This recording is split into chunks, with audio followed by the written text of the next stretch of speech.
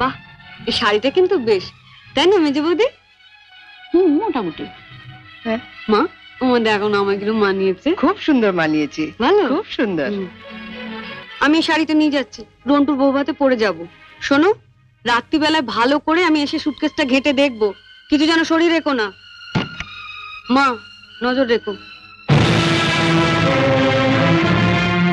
শাড়িটা রেখে যাও। রেখে যাবে মানে?